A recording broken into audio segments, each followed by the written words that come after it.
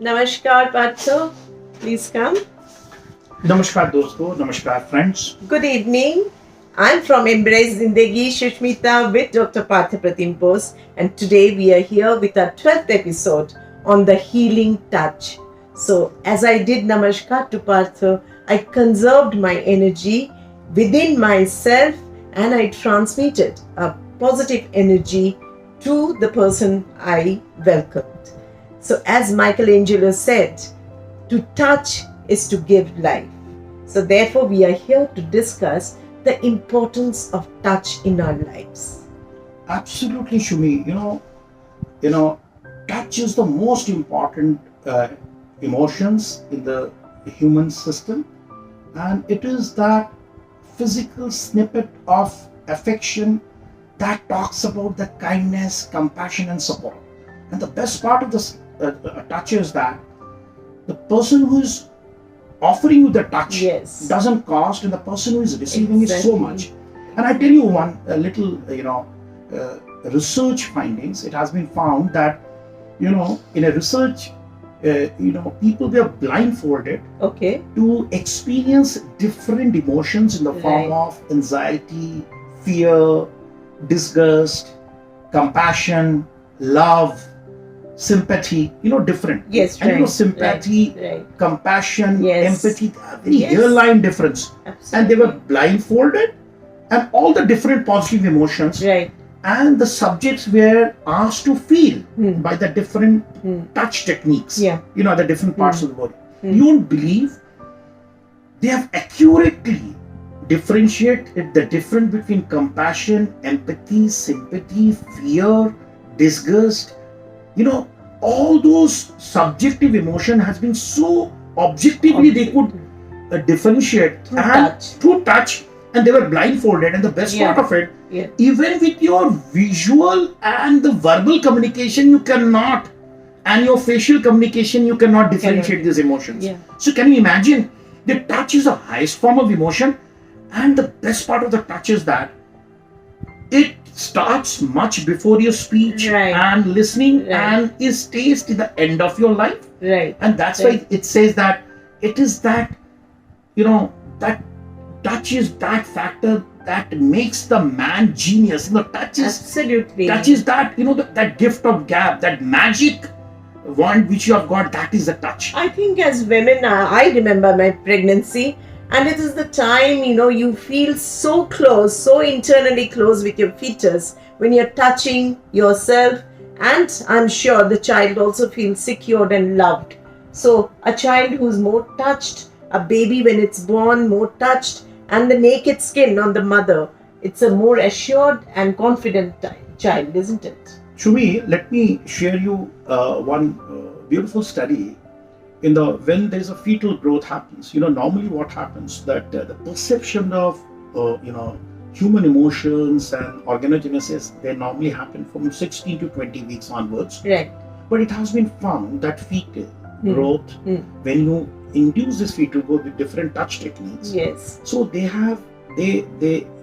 introduce a scale called fetal maternal perceptive scale, Okay. and that could sense the different temperament, Right. and they have classified the temperament into different types. All right. The very easy, Yeah.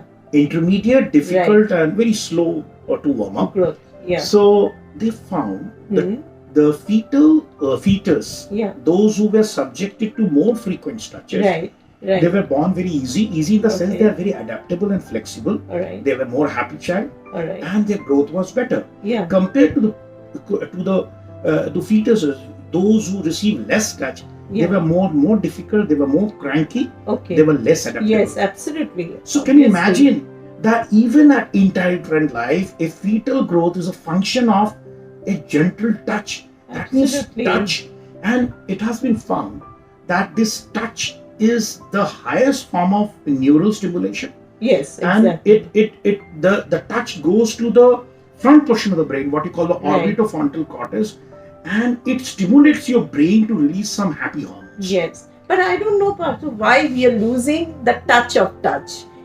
As the children are growing up, especially in teenage years, and you find the parents so busy with their lives, But make sure, I think we need to make sure that whenever you meet your child at night or late in the evening, you give them a warm hug to feel assured, to feel loved, and to say that they are secure. And you can share, with your child. And especially with boys, I think we miss out hugging our children, our boys. There's a beautiful saying they said, if you hug your teenage children 4 times a day, Yeah, it is good for survival. absolutely. If you hug 8 times a day, it's good for maintenance. And if you hug 12 times a day, it's for growth. This is a saying. It's called 4, 8, and 12 ratio. All right. More you hug, more is a growth. Yeah. So there is a release of this happy hormone, what we call the love hormones you release. And also I want to share one very interesting study. There's a landmark study which has been found. This man went to different countries and see how the people behave in the coffee shops. Right. They found they've been to America, they've been to UK, and they've been to France. They found, people from UK, they hardly touch. In America, they maybe infrequently. Yeah. But the people in France, they were touching more frequently. Yeah. And when he trajected those, features, and then when he extended those, research to these people, they found people who were touching more frequently, they're happier. Yes. Their happiness score is better. Their wellness score is better. Right. So this is a beautiful study. So they found the people from France, they're happier than people in other parts of the Europe. Right. So definitely, touch is, I don't call touch as a touch. Touch is tactile. It's tactile. It is not touch. It is much beyond than touch. It is something, tactile is something that you give your best to the person. Yeah. When you're really stressed out, I found, the day I'm stressed out and I'm leaving for school, or when I'm at my workplace, I'm stressed out, anybody comes and gives you a little pat of assurance, it changes your perception altogether.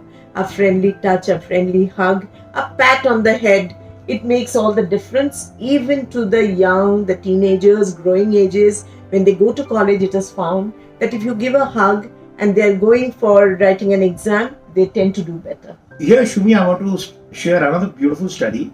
What they have done, they went to a classroom.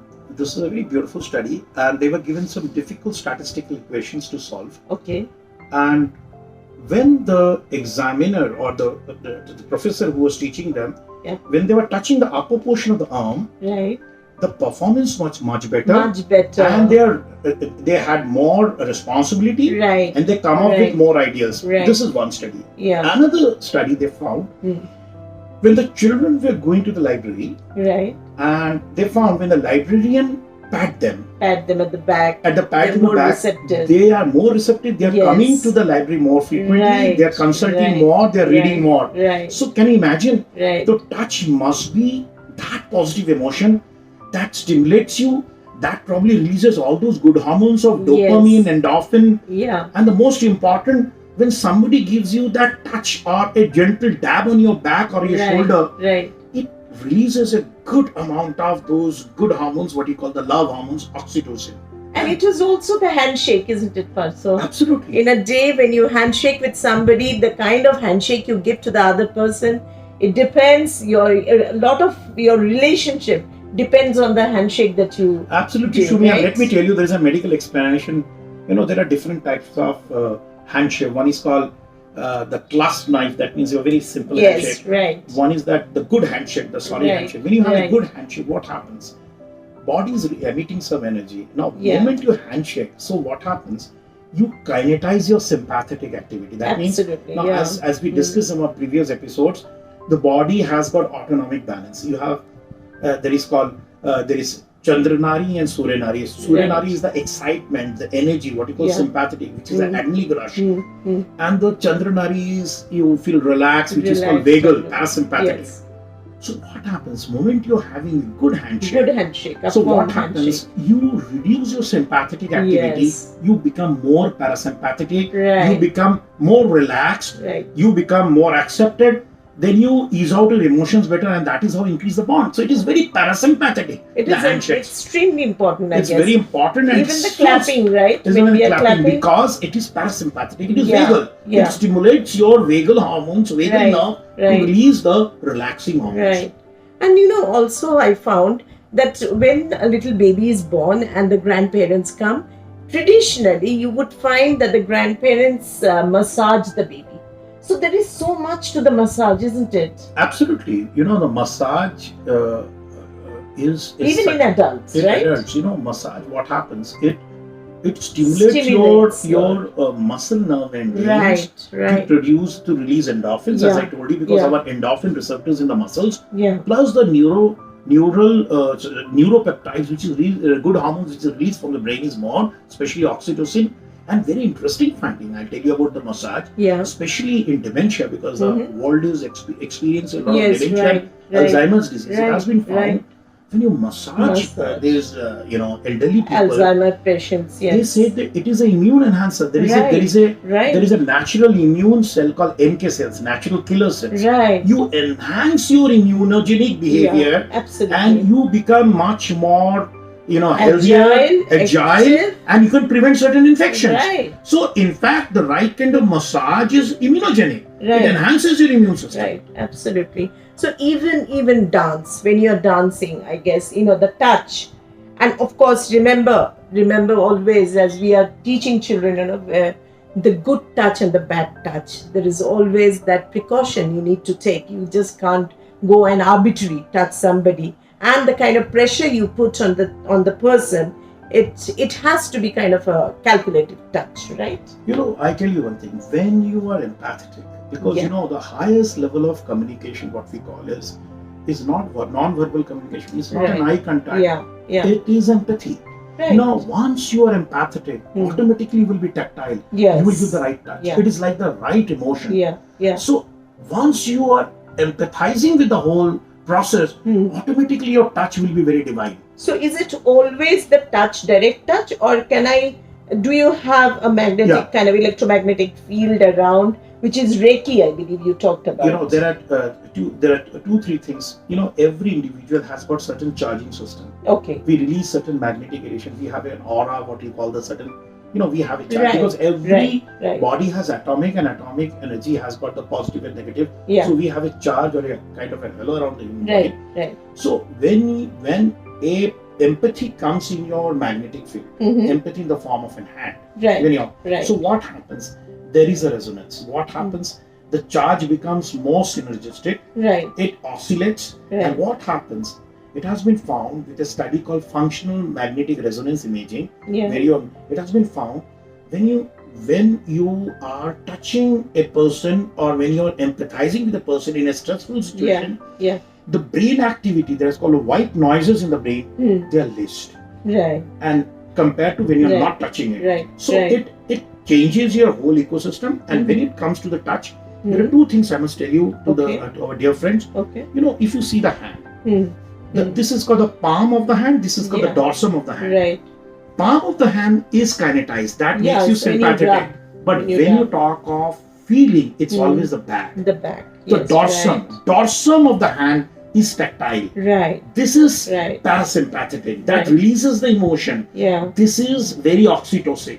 So if you really want to give you a gentle massage, go on the dorsum. Dorsum is more oxytocin. That releases the love hormone. But this is much more parasympathetic. That releases you. That increases the bond, the social bond. A kind of taking people along, and the feeling of being together.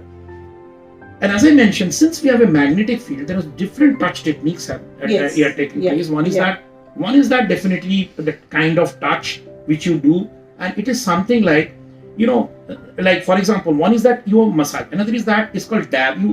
You create Actually, it's the pressure. It is a pressure. You apply. Like for example, acupressure. There are certain pressure points there which you can identify with the right neural mapping or the dermatome mapping. By touching those pressure points, you can help the body to release some good hormones, what you call endorphins, like morphine-like structures. So it need not have to be a massage. Sometimes simple. It is just the simple flow of your hand, which induces a magnetic field, and that's why there are so many touch has become so therapeutic. Right. So therapeutic touch could be massage, Absolutely. could be a tactile touch, Right. could be non-touch. Yeah. And there is a technique called Tai-Chi, Yeah. which is probably a non-touch techniques. Even Reiki is also kind of sending in information to the body. So whichever way you're using, ultimately, you have to, feel into the shoes of the person. You have to feel. Empathy is the first thing you have to induce, because it is everything from your brain circuits, which is through your hands, is going to the person. And it is such a simple, holistic way of communicating with the person you are in front, your family, your friends. A warm hug, a tight hug, or a hug of assurance. One interesting, finding which I want to share you. The Americans, they play very good. The national basketball team, they have found the national basketball team, when they're touching before starting the game, they have found their percentage of winning the games are very high. Yes. So it is not only it gives you a sense of compassion and empathy and feel good. Also, it gives you a sense of pride, achievement, and a positive feeling. And success is also, and it is result is also linked to your belonging. Sense of belonging, your team spirit, and ultimately it gives you that comfort. And even also said that it is not only the success, even the economic impact of touch is very high. When you are touching somebody, you're economically also doing better, because that converts into an economics, because it improves the social bonds and other things. And so this we bring to you after the COVID, isn't it? When there was no touch policy. That's why you see, when there was a no touch policy, people were into hyperventilation, they were depressed, they were listless, So there are two things very important in life if you really want to have a wellness. So let's revive the touch therapy. So touch and talk. There are two T's are very important. Let's talk and let's touch more. Okay, so that's again, see you. Do connect with us through our podcast, through our comment box, and we'll get back to you as soon as we read your comment. So namaskar. Have a good one. Have a great day.